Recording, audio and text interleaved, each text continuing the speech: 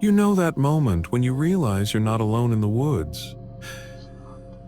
It wasn't the gutted deer that warned us first. It wasn't even the way our campfire suddenly dipped like something massive stepped between us and the flames. No, it was the trees. They were watching. I should have listened when Emily's fork clattered from her shaking hands. Should have run when we found those deep grooves in the bark. Not claw marks, but sharpening marks. But city kids don't understand the rules of the deep woods. Then the chainsaw roared to life, except it wasn't a chainsaw. But so I should have shot of a good Bruce. Not really. The sound started as a wet cough, like a drowning man trying to scream. Then the revving began.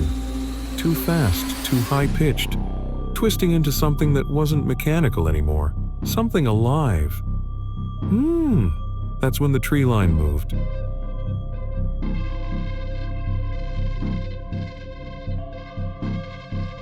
Three silhouettes unfolded themselves from the pines with the jerky precision of puppets.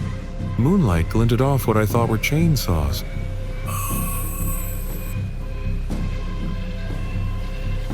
Rusty blades stitched to flesh with fishing line. Gaping rib cages pumping like bellows, and where their hearts should be. Hundreds of chattering yellow teeth embedded in raw meat, gnashing against the blades like living gears. Emily screamed as the tallest one turned its head with a sound like tearing leather. Its mouth unhinged slowly. Too wide, too many teeth, and the whisper that came out smelled like gasoline and open graves. Daddy's been waiting for fresh meat. Our tent collapsed as something licked the nylon from outside, the fabric sagging inward like a lung filling with fluid. The machete felt like a toy in my hands when the leader revved its chest blade and spoke again. City meat always runs, but the trees always bring it back. We ran. The forest let us run. That's the worst part. Knowing the trees deliberately opened paths just to snap shut behind us. The Jeep was right where we left it. The keys were gone. And on the driver's seat, a still dripping deer heart, tied with Emily's missing hair scrunchie. Do you hear that?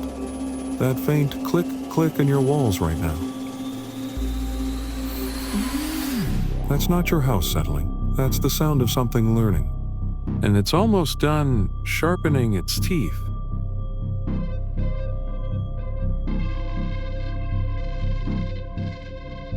The first scream wasn't human. That's what still haunts me.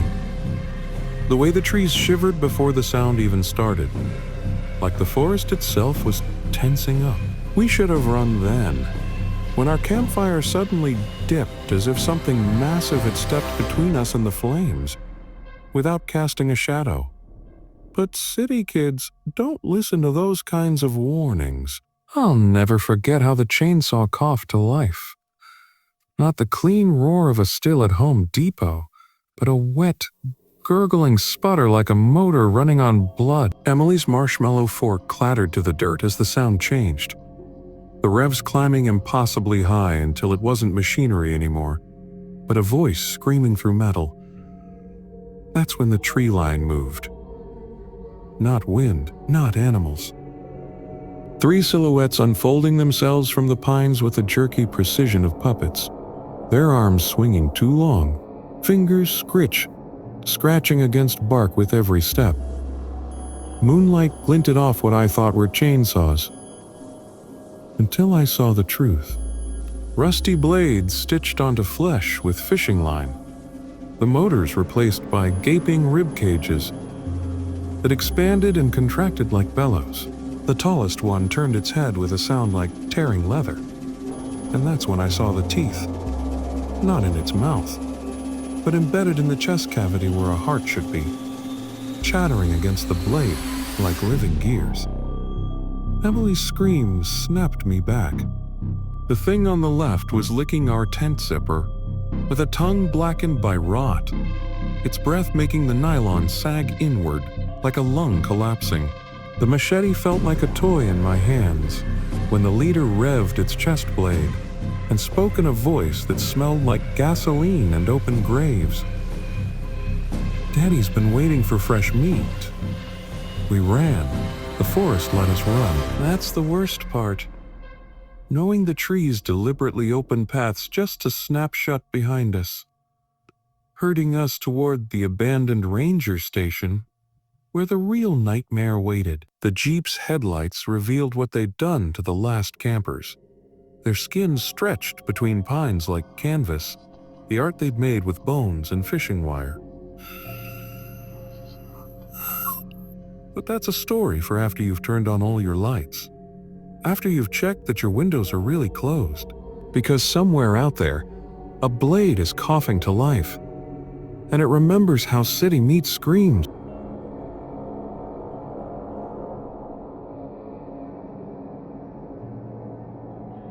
Do you hear it yet? That faint click, click, click in your walls? That's not the house settling. That's the sound of something learning how to rev its new bones. The aftermath. The police report says we were found wandering Highway 17 at 3:47 a.m., covered in pine sap and something dark that wouldn't wash off. They never found our campsite. Oh, never found the ranger just shook his head. When we described the things with the blade rib cages, his fingers tapping a strange rhythm on his belt buckle. Click, click. Oh, like he already knew. Emily doesn't talk about that night anymore, but sometimes when we're watching TV, I'll catch her staring at the wall too long, her breath hitching like she's hearing something in the pipes. Last week, I found her sleepwalking in the garage, running her fingers along my tool shed with a glassy smile, whispering, "Daddy needs his teeth sharpened." And this morning I woke up to find 3 pine needles on my pillow. Impossible. Daddy? Why teeth in the rib cage? This is not complete story. I want to create full story The Chainsaw in the Night. Complete 10,000-word horror story. The first warning came when we found the gutted deer. And if crude, not just hunted, arranged. Its ribs splayed open like fingers, the heart placed neatly atop our fire pit stones. Fresh blood glistened in the afternoon sun.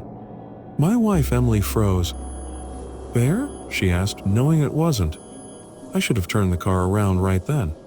Instead, we pitched our tent exactly 37 paces from that grotesque altar. The summer heat doing nothing to stop the chills crawling up my spine. The trees here grew too close together, their barks split with deep vertical grooves. Like something had been sharpening claws on them for decades. At dusk, the forest went silent. Not the peaceful quiet of nature, but the absence of nature. No crickets, no owls. Just the occasional snap of twigs that came from no direction in particular. Emily laughed nervously as we roasted sausages. Maybe we're alone out here after all. That's when the chainsaw roared to life, not in the distance, right behind our tent.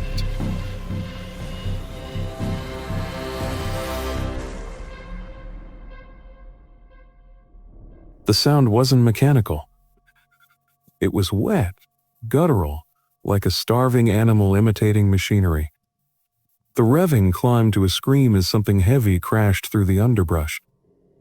Our fire snuffed out like a candle in a fist. We dove into the tent as the first thud hit the nylon wall. Not a blade. A hand. 5 distinct impacts where fingers pressed against the fabric, then dragged downward with a sound like tearing meat. The chainsaw noise pulsed in time with my hammering heart. Emily fumbled for the machete. Moonlight through the tent walls revealed 3 silhouettes circling us, not walking, swaying. Their arms swung unnaturally long, fingertips brushing the ground. Then the whispers started. City meat came back, Daddy wants the bones. Cut, cut, cut, cut, the tallest figure lunged. The tent collapsed around us as Emily screamed and swung the machete. Warm spray hit my face. Not blood. Sap thick and reeking of fermented pine. We ran blind through the trees. The chainsaw sound now coming from everywhere. Emily fell. When I yanked her up, my hand closed around something sewn into her jacket. A crude doll made of deer hide, its mouth stitched shut with fishing line. The Jeep was exactly where we left it. The keys were gone. And sitting on the driver's seat? A single, still dripping deer heart. Around its arteries, tied like a bow. Emily's missing hair scrunchy.